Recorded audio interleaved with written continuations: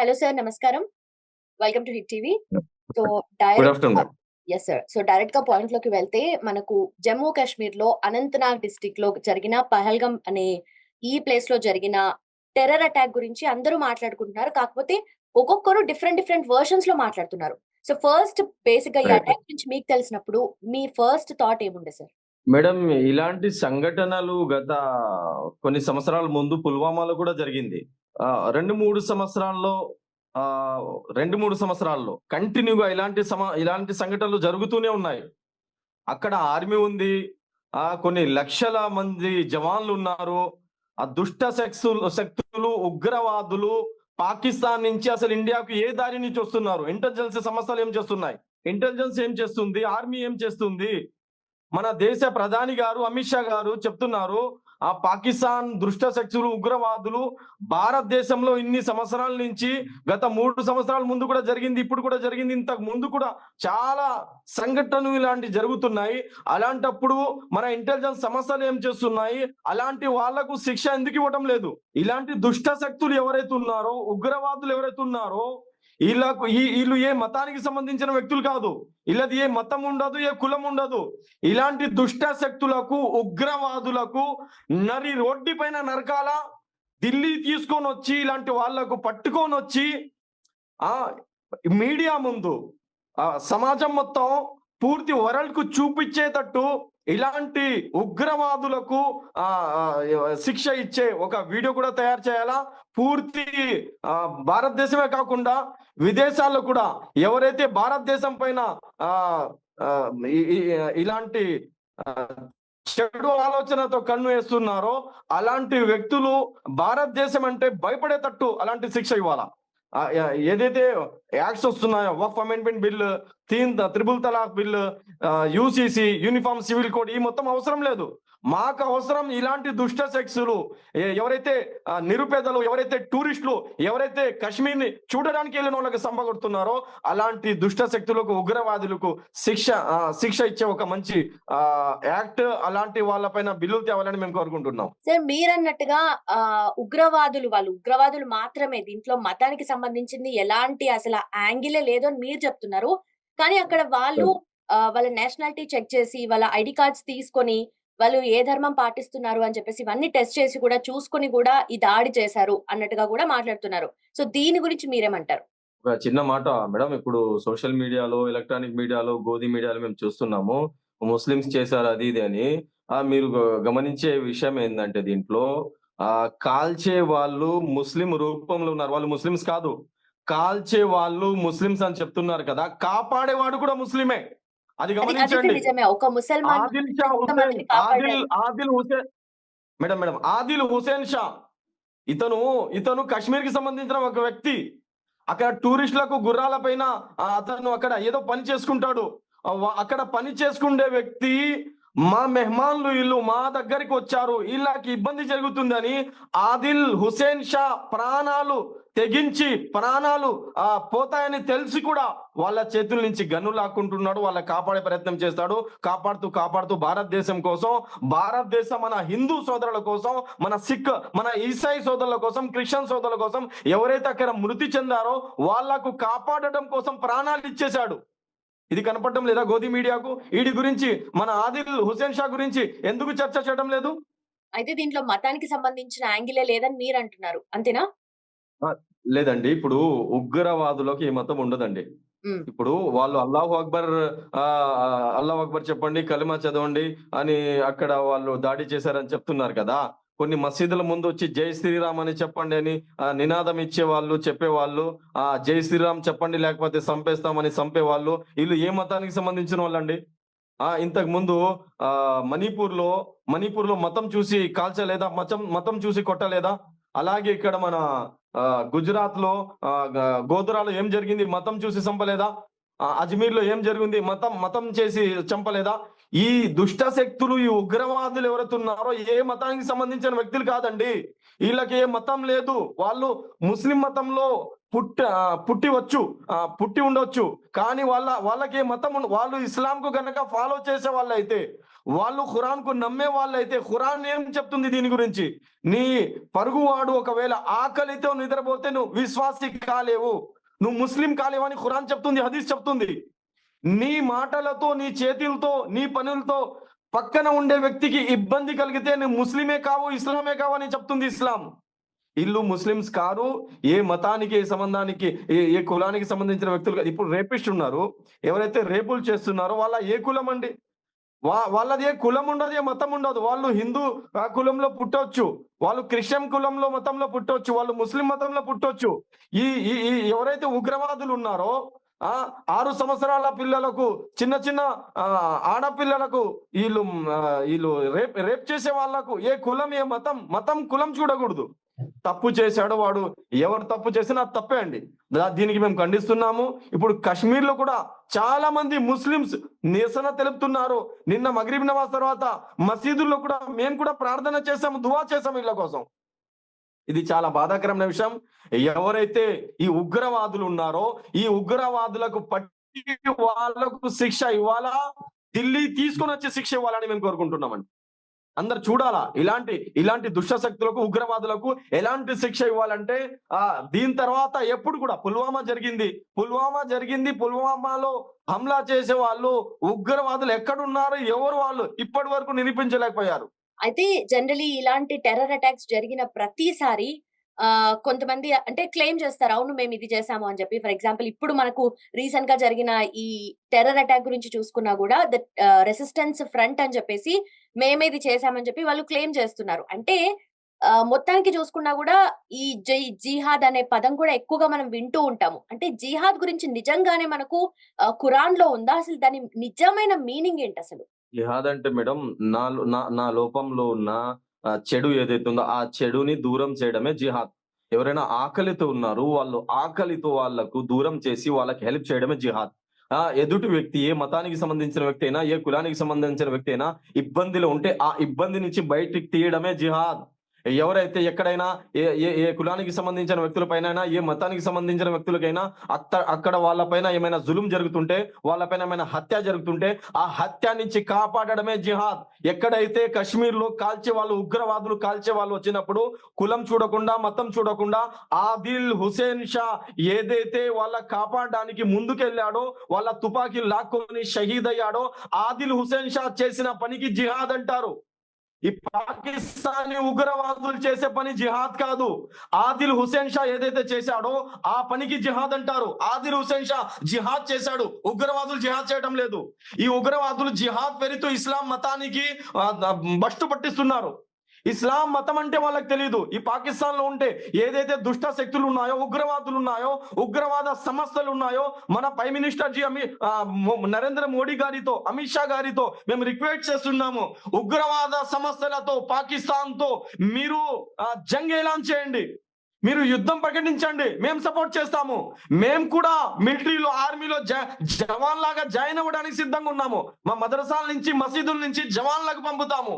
మేము భారతదేశ స్వాతంత్రం కోసం కూడా కొన్ని లక్షలాది మంది ముస్లింలు భారతదేశ స్వాతంత్రం కోసం షహీద్ అయ్యారు. ఇండియా గేట్ పైన మీరు చూడండి, 90,000 కన్నా ఎక్కువ పేర్లు ముస్లిం పేర్లు ఉన్నాయి. అష్ఫాకుల్లా ఖాన్ అయినా, రామ్ ప్రసాద్ బిస్మిల్ అయినా, హిందూ, ముస్లిం, క్రైస్తవ సోదరులు అందరూ కలిసి, సిక్కులు అందరూ కలిసి దేశానికి స్వాతంత్రం కోసం పోరాడాము.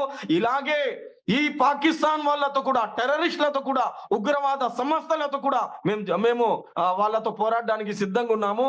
భారతదేశ ప్రైమ్ మినిస్టర్ నరేంద్ర మోడీ గారితో, అమిత్ షా గారితో మా రిక్వెస్ట్ ఏమిటంటే 12 సంవత్సరాల నుంచి ఈ బిల్లు ఏదైతే మీరు తెస్తున్నారు, ఈ కొన్ని సంవత్సరాల ముందు కూడా పుల్వామాలో కూడా హమ్లా జరిగింది.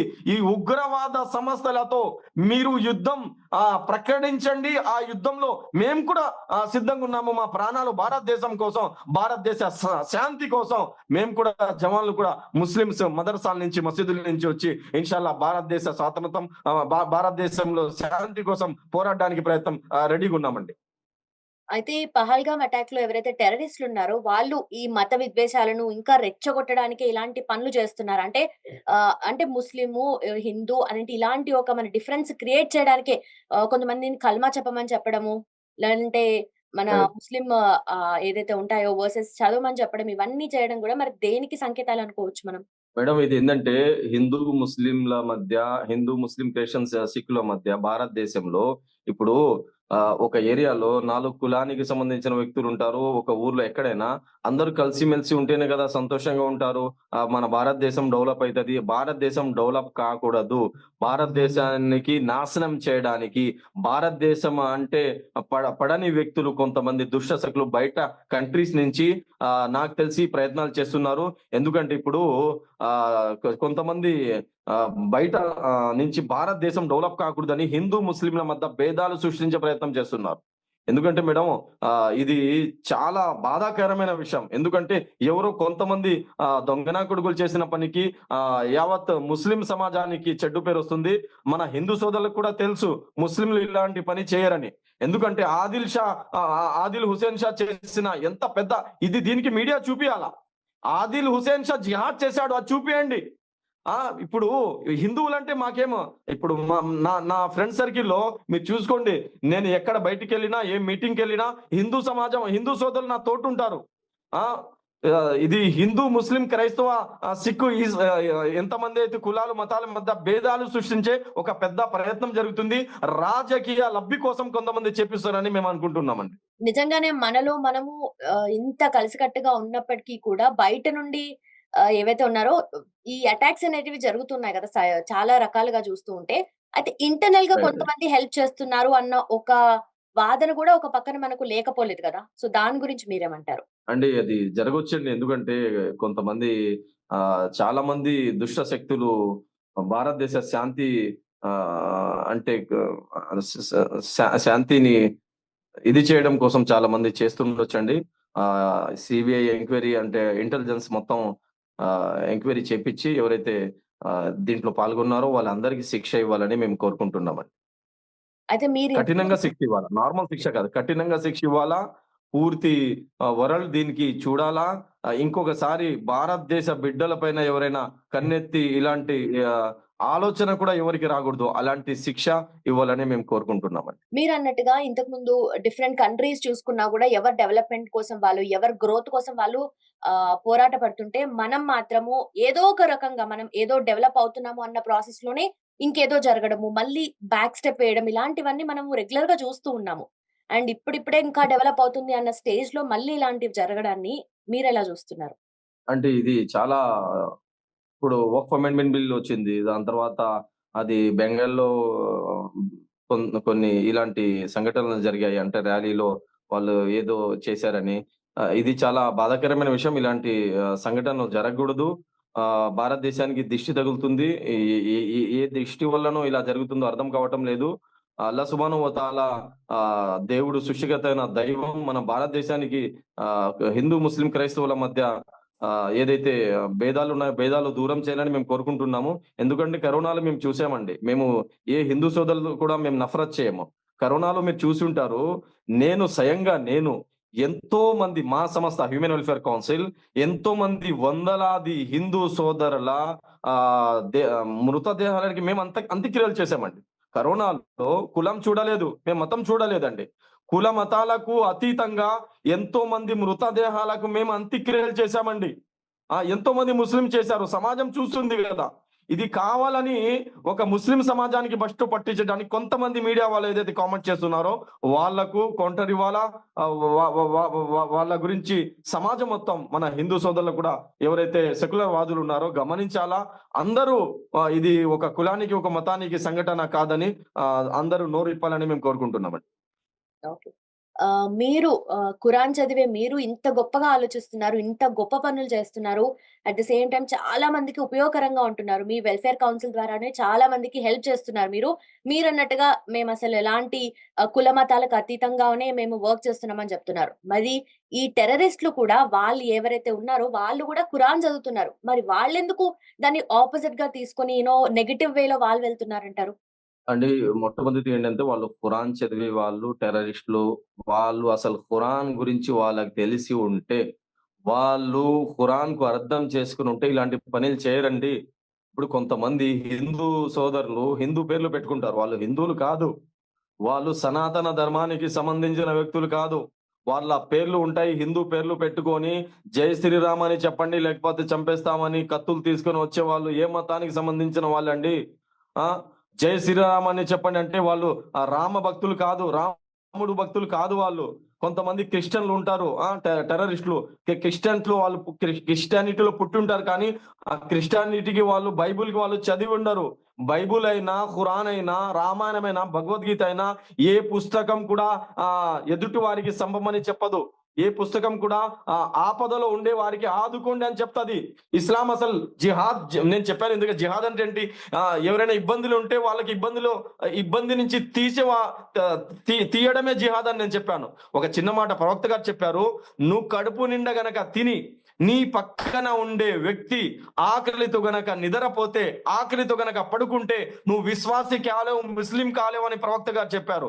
ఇంకా మీరు దారిలో ఎక్కడైనా పోతుంటే, జర్నీలో ఎక్కడైనా మీకు పాస్ వస్తే ఆ పాస్ కూడా మీరు చెట్ల దగ్గర పోయేవాకండి, పుట్టల దగ్గర పోయేవాకండి. అక్కడ చిన్న చిన్న పురుగులు ఉంటాయి, చిన్న చిన్న చీమలు ఉంటాయి.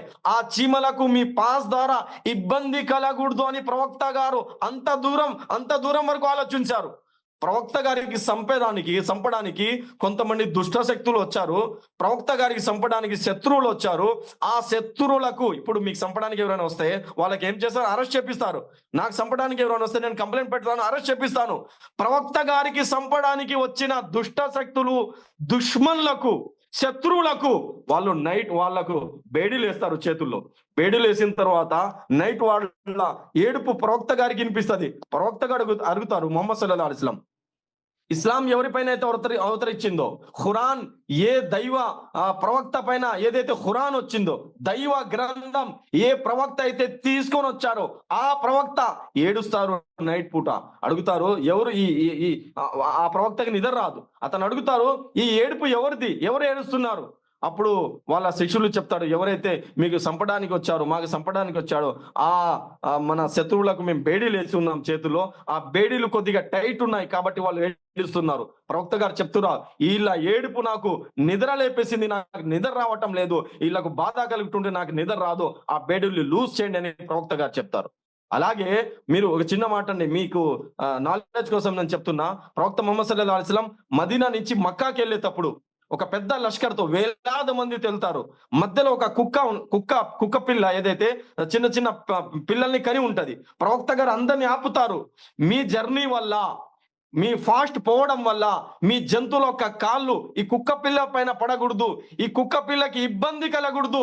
దానికి ఇబ్బంది కలిగితే కూడా మీరు ముస్లిమ్స్ కాలేరు అని ప్రవక్త ముహమ్మద్ సల్లల్లాహు అలైహి వసల్లం వారు చెప్పారు. ఇస్లాం ఏం చెప్తుందంటే, మీ పక్కన ఉండే ఏ కులానికి సంబంధించిన వ్యక్తులైనా, ఏ మతానికి సంబంధించిన వ్యక్తులైనా, ఒకవేళ మీ ద్వారా ఒక మనిషికి ఇబ్బంది కలిగితే మీరు ముస్లింసే కాలేరు, విశ్వాసులు కాలేరు అని ఖురాన్ కూడా చెప్తుంది, ముహమ్మద్ సల్లల్లాహు అలైహి వసల్లం చెప్తున్నారు.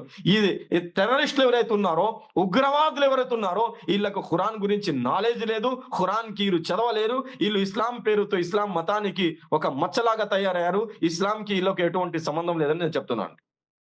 Okay sir. అయితే ఈ పహల్గామ్ అటాక్ ద్వారా మనకు ఆల్రెడీ జరిగిన నష్టం 28 మంది చనిపోయారు. 20కి పైగా గాయాలయ్యాయి జనాలకి కూడా. సో, ఈ రెస్పాన్స్‌కి మనకి గవర్నమెంట్ అనేది కొన్ని చర్యలు తీసుకోవడం జరుగుతుంది. సేఫ్టీ మెజర్స్ కూడా ఫ్యూచర్‌లో ఇంకొంచెము స్ట్రిక్ట్ చేస్తున్నారు. అట్ ద సేమ్ టైమ్ కొన్ని ఏవైతే మనకు ఇండస్ వాటర్ ట్రీట్ ఏదైతే ఉందో దాన్ని ఇప్పుడు టెంపరరీగా క్యాన్సెల్ చేయడం. అట్ ద సేమ్ టైమ్ ఎవరైతే పాకిస్తానీలు ఇండియాలో ఉన్నారో వాళ్ళు వెంటనే 48 గంటల్లో ఖాళీ చేయాలి అన్న ఈ మాటలు గూడా వినిపిస్తున్నాయి. ఈ అనౌన్స్‌మెంట్ గూడా ఆల్రెడీ చేసింది గవర్నమెంట్.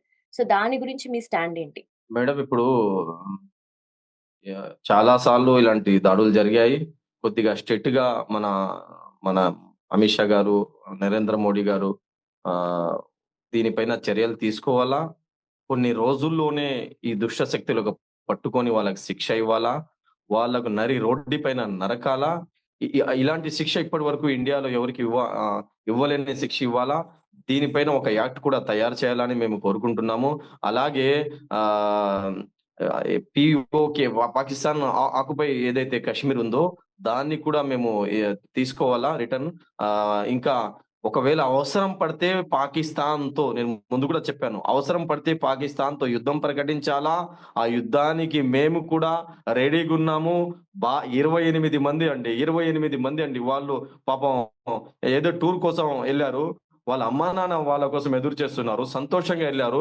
ఎళ్ళిన తర్వాత అక్కడ ఈ ఉగ్రవాదులు ఎవరైతే ఒక నీచమైన పని చేశారో అలాంటి ఉగ్రవాదులకు ఎటువంటి పరిస్థితులు వదలకూడదు. ఆ ఉగ్రవాద సంస్థలతో ఒకవేళ పాకిస్తాన్ చేపిచ్చి ఉంటే ఖచ్చితంగా పాకిస్తాన్ పైన యుద్ధం ఒకవేళ గనక ప్రకటిస్తే మేమందరం నరేంద్ర మోడీ గారికి, అమిత్ షా గారికి పాలాభిషేకం చేస్తాము.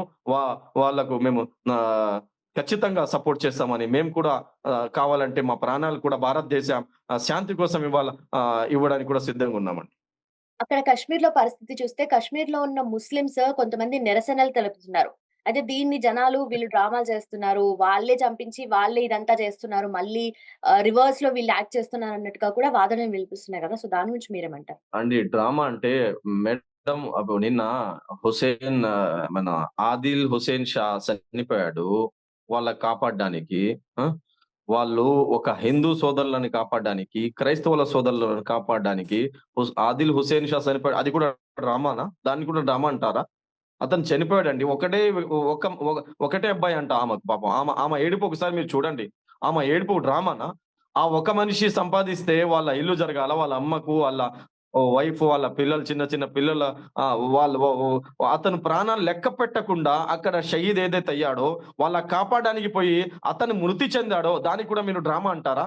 కరోనాలో కొన్ని మేమైతే కొన్ని వేలాది మందికి చేశాము. కొన్ని లక్షలాది మంది హిందూ సోదరుల అంత్యక్రియలు ఏదైతే మేము చేశామో దానికి డ్రామా అంటారా?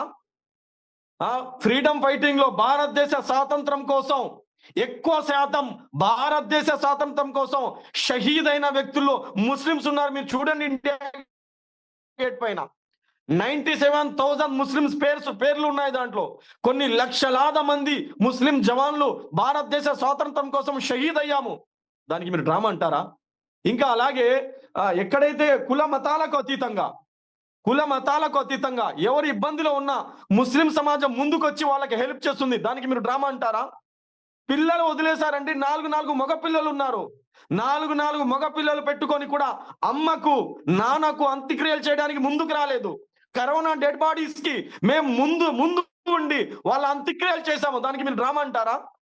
మా ప్రాణాలు సైతం మేము లెక్క చేయకుండా ఏదైతే సేవా కార్యక్రమాలు ముస్లిం చేస్తున్నారో దానికి డ్రామా అని చెప్పడం, ఇది వాళ్ళ స్వార్థం కోసం రాజకీయం చేయడం కోసం కొంతమంది చేస్తున్నారు. కశ్మీర్‌లో హిందూ సోదరులు ఎవరైతే ఉన్నారో ఆ హిందూ సోదరులకు అడగండి. కశ్మీర్‌లో ఉండే ముస్లింల మానవత్వం ఎలాగుంటదో ఒకసారి అక్కడ వాళ్ళతో అడిగి చూడండి మేడం. ఇది చాలా బాధాకరమైన విషయం. ఇలాంటి మాటలు గోధి మీడియా మాట్లాడుతుంది. వాళ్ళకి కూడా దేవుడు మంచి దారి చూపేయాలని మేము కోరుకుంటున్నాము. దుఆ చేస్తాం. ప్రార్థన చేయాలా. వాళ్ళకి ఇంకేం చేయగలుగుతాం మేము. అయితే ఈ టెర్రర్ అటాక్స్ చేసే ఈ గ్రూప్స్ ఏవైతే ఉన్నాయో వాళ్ళకి ఇంటర్నల్‌గా పాకిస్తాన్‌తో లింక్స్ ఉన్నాయి అని చెప్పేసి అంటూ ఉంటారు. అండ్ మనకు కూడా ఇది ఓవరాల్‌గా ఒక యాంగిల్‌లో చూస్తే నిజమే అని అనిపిస్తుంది. ఎవరో ఒకరు సపోర్ట్ చేయాలి. ఎవరో ఒకరికి వాళ్ళు ఫండింగ్ అయితే చేయాలి గదా! కానీ పాకిస్తాన్ మాత్రం మేడం మాకు వాళ్ళు ఎటువంటి సంబంధం లేదు అన్నట్టుగా కూడా ప్రతిసారి చెప్తూ ఉంటారు. సపోర్ట్ చేయకుండా వాళ్ళు పాకిస్తాన్ నుంచి భారతదేశంలో ఎలా వస్తున్నారు? హ్మ్. ఏ దారి నుంచి వస్తున్నారు? ఆర్మీ ఏమైనా తక్కువుందా? మన జవాన్లు ఏమైనా తక్కువున్నారా? ఎవరో చేపిస్తున్నారు ఖచ్చితంగా. దానిపైన కూడా అందరూ ఆలోచించాలా. ఆహ్, ఎవరైనా ఒకవేళ భారతదేశంలో ఏ సంస్థ అయినా వాళ్ళకు సపోర్ట్ చేస్తుంటే, ఆ సంస్థకు ఖచ్చితంగా బ్యాన్ చేయాలా. భారతదేశంలో ఉండే అన్ని మతాలకు, కులానికి సంబంధించిన వ్యక్తులు కూడా వాళ్ళకు చెప్పుతో కొట్టాలని మేము కోరుకుంటున్నామండి. బ్యాన్ చేయాలా. అలాంటి సంస్థలు భారతదేశంలో ఉండకూడదు. భారతదేశంలో ఉండి పాకిస్తాన్ సంస్థలకు మద్దతిచ్చే ఏ సంస్థ అయినా పర్వాలేదు. అది ఏ కులానికి, ఏ మతానికి సంబంధించిన సంస్థ అయినా, పార్టీ అయినా ఆ పార్టీని బ్యాన్ చేయాలా. అప్పుడే మన భారతదేశం శాంతిగా ఉంటదండి. అయితే కేవలం కొంతమంది ఉగ్రవాదుల వల్ల జరిగే ఈ నష్టానికి అక్కడ పాకిస్తాన్‌లో ఉన్న జనాలు కూడా సఫర్ అవుతున్నారు గదా! వాళ్ళకి అంటే గవర్నమెంట్‌కి వాళ్ళ ఖచ్చితంగా సఫర్ శ్రేయస్సు ముఖ్యం అయితున్నారండి. కాదంటారా? ఖచ్చితంగా సఫర్ అయితున్నారండి. మీరు పాకిస్తాన్‌లో వాళ్ళు కూడా మనుషులే కదండీ!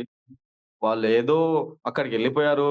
పాకిస్తాన్ వాళ్ళైనా, ఇండియా వాళ్ళైనా, కాశ్మీర్ వాళ్ళైనా, అమెరికా వాళ్ళైనా, సౌదీ వాళ్ళైనా, ఆఫ్రికా వాళ్ళైనా, ఏ ఏ స్టేట్ ఏ కంట్రీ వాళ్ళైనా వాళ్ళు కూడా మనుషులే అండి. మన అందరికి సృష్టించింది దేవుడు ఒక్కడే అండి. అందరూ మనుషులే అండి. అందరూ మనుషులే. అక్కడ పాకిస్తాన్‌లో కూడా చాలా మంది మంచోళ్ళున్నారు. మన నరేంద్ర మోడీజీ పాకిస్తాన్‌కెళ్తారు. అక్కడ ప్రైమ్ మినిస్టర్ జీతో కలుస్తారు. సౌదీ అరబ్‌కెళ్తాడు. అక్కడ ముస్లింతో మంచిగా కలుస్తారు. అందరూ చెడ్డోళ్ళు కాదండి. ఏదైతే పాకిస్తాన్‌లో ఇలాంటి ఉగ్రవాద సంస్థలున్నాయో, ఆ సంస్థలకు వాళ్ళు కూడా బ్యాన్ చేయాలా? బ్యాన్ చేయాలా? ఒకవేళ వాళ్ళే అక్కడ గవర్నమెంట్ వాళ్ళే ఒకవేళ ఇలాంటి సమస్యలకు ఆహ్, ఆహ్, పెద్ద చేసి వాళ్ళకు పుట్టించి పెద్ద చేసి ఒకవేళ భారతదేశంలో వదులుతుంటే పాకిస్తాన్ పైన యుద్ధం కూడా చేయాలని మేము కోరుకుంటున్నామండి. అయితే ఏళ్ళు గడుస్తున్న కొద్దీ ఉగ్రవాదం పెరుగుతుందే తప్ప తగ్గట్లేదు. ఏదో ఒక రూపాన బయటైతే పడుతూనే ఉంది. అయితే దీని గురించి అంటే ఇంతకీ వాళ్ళ స్టాండ్ ఏంటి? వాళ్ళకసలు ఏం కావాలి? ఎందుకోసం ఇలాంటివన్నీ చేస్తూ ఉన్నారని అనుకుంటున్నారు? ఉగ్రవాదులకేది ఇప్పుడు శైతాన్ పని ఏంటండి? శైతాన్ ఏంది? శాంతిగా సమాజం ఉండకూడదు. వాళ్ళ పని అదే. శాంతితో సమాజం ఉండకూడదు అని ఆ ఉగ్రవాద సంస్థల ముస్లిం పేర్లతో పెట్టుకున్నా, క్రిస్టియన్ పేర్లతో పెట్టుకున్నా, యూదుల పేర్లతో పెట్టుకున్నా, ఇజ్రాయెల్ పేర్లతో పెట్టుకున్నా, ఇలాగే హిందూ పేర్లతో పెట్టుకున్నా, ఏ సంస్థ అయినా ఉగ్రవాదుల సంస్థలున్నాయో ఈళ్ళు శైతాన్ టీము. ఈళ్ళు మానవత్వానికి శత్రువు. ఈళ్ళందరికీ ఖచ్చితంగా బైకాట్ చేయాలండి.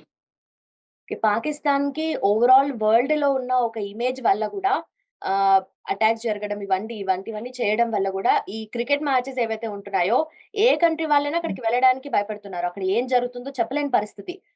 స్పెషల్‌గా ఇండియా గూడా ఇలాంటి స్టాండ్ ఆల్రెడీ పాకిస్తాన్ తీసుకుంది. గవర్నమెంట్ అసలు పాకిస్తాన్ గవర్నమెంట్ చాలా తప్పుందండి.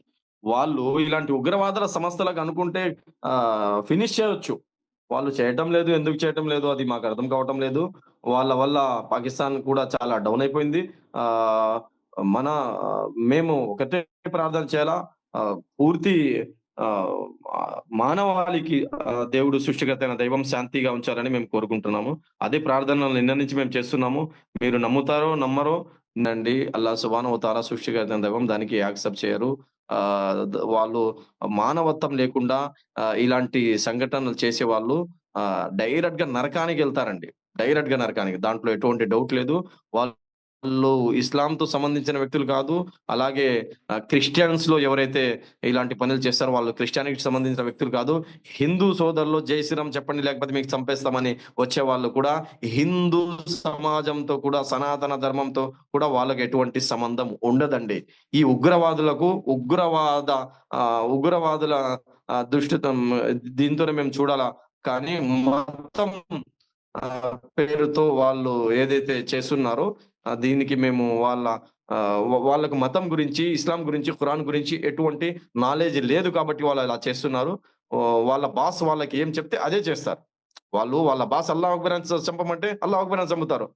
ఇప్పుడు కొంతమంది ఉగ్రవాద శక్తులు ఇది చెప్పి చంపమంటే అదే చెప్పి చంపుతారు. వాళ్ళకి కులం ఏ మతం అనేది ఉండదు. వాళ్ళ బాస్ చెప్పినట్టు ఉగ్రవాద సంస్థల పెద్ద ఎవరైతే ఉన్నారో అతను చెప్పినట్టు చేస్తారు కానీ వాళ్ళు ఖురాన్‌లో చెప్పినట్టు, హదీస్‌లో చెప్పినట్టు వాళ్ళు నడిచే మనుషులైతే ఇలాంటి నార్మల్ మనుషులు ఎటువంటి తప్పు లేని మనుషులకు శిక్ష ఇవ్వడం, కొట్టడం అనేది చాలా తప్పు విషయం అండి. ఏ ఏ కులం కూడా, ఏ మతం కూడా దీనికి యాక్సెప్ట్ చేయదండి. Okay sir. Thank you so much sir. Thanks for your time sir. Okay. Thank you ma'am. Hit TV app ఇందులో short news, live news, entertainment shows, movies, digital magazines తో పాటు మీ జిల్లా వార్తలను కూడా ఫ్రీగా చూడొచ్చు. ఇంకెందుకు ఆలస్యం? వెంటనే హిట్ టీవీ యాప్ ని డౌన్లోడ్ చేసుకుని ఫ్రీగా ఎంటర్టైన్మెంట్ పొందండి. Hit TV app. Hit TV app. Please download hit TV app. Hit TV app ని ఫ్రీగా డౌన్లోడ్ చేసుకొని ఎంజాయ్ చేయండి. మీకు నచ్చిన ఎంటర్టైన్మెంట్ కోసం హిట్ టీవీ యాప్ ని ఫ్రీగా డౌన్లోడ్ చేసుకొని ఎంజాయ్ చేయండి. హిట్ టీవీ యాప్ ని డౌన్లోడ్ చేసుకుని ఆస్వాదించండి, ఆశీర్వదించండి. ఇంతమంది సెలబ్రిటీలు హిట్ టీవీ యాప్ ని డౌన్లోడ్ చేసుకోండి అని చెప్తున్నారంటే ఎంత మంచి యాప్ ఆలోచించండి. అమెరికాలో చదవాలనుకునే వాళ్ళకి విశ్వసనీయమైన పేరు మన శౌర్య కన్సల్టెన్సీ. UK లో 1 year masters. 2 years work permit up to 5 years visa. Contact Saurya Consultancy. Contact 89851 89851.